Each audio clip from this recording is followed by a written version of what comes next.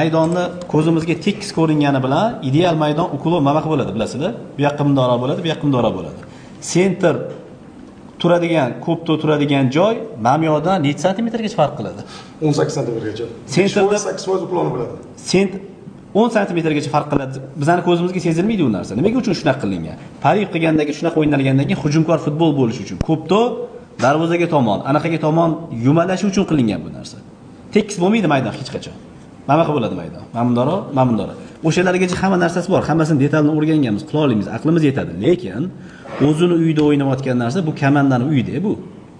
Bunga qarash kerak. Men uchun kulgili, kimga bu gapim tegib ketsin, boshqa qilsin, futbolchiga topib berayotgan pulni agar maydonga topa olmayotgan bo'lsa, men buni